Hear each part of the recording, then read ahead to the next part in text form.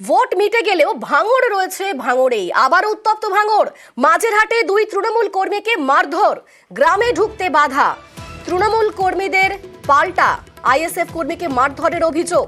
পরিস্থিতির নিয়ন্ত্রণে ঘটনাস্থলে পুলিশ পৌঁছয়, অর্থাৎ আবারও উত্তপ্ত হয়ে উঠেছে ভাঙড়। মাঝেরহাটে দুই তৃণমূল কর্মীকে মারধরের অভিযোগ উঠছে।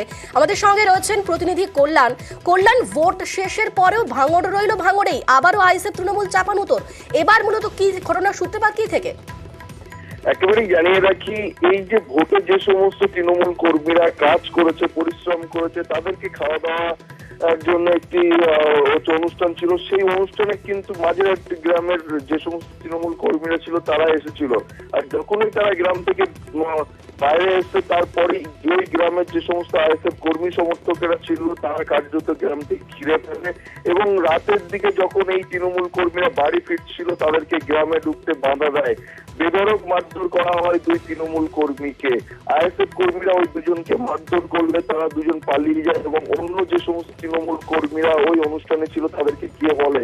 সেখান থেকে তাদেরকে আহত দুজনকে জিরানগাছা ব্লক প্রাথমিক স্বাস্থ্যকেন্দ্রে চিকিৎসা করিয়ে যখন ওই তৃণমূল কর্মীরা স্থানীয় তৃণমূল নেতা লোকমান মোল্লার নেতৃত্বে উত্তর কাশীপুর থানার সামনে আসে, সেই সময় বাইকে করে বেশ কয়েকজন যুবক আসছিল। আইএসএফ কর্মী সমর্থক ভেবে ওই যুবকদেরকে মারধর করতে গেলে থানার সামনে একটা উত্তেজনাময় পরিস্থিতির সৃষ্টি হয়। আর তখনই পুলিশ বেধড়ক লাঠিচার্জ করে এই তৃণমূল কর্মীদের ওপরে। এই ঘটনায় লোকমান মোল্লা সহ বেশ কয়েকজনকে দীর্ঘক্ষণ থানায় বসিয়ে রাখে এবং পরে পুলিশ কর্মীরা এই ঘটনা তদন্তে নেমে মাঝেরহাট গ্রাম থেকে একজনকে আটক করে ঘটনার তদন্ত শুরু করেছে।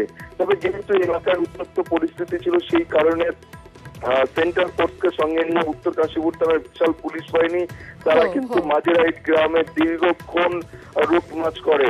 এই ঘটনার সঙ্গে যারা জড়িত ইতিমধ্যেই উত্তর কাশীপুর থানায় লিখিত অভিযোগ দায়ের হয়েছে। পুলিশ লিখিত অভিযোগের ভিত্তিতে তদন্ত শুরু করেছে। বেশ, ধন্যবাদ কল্যাণ।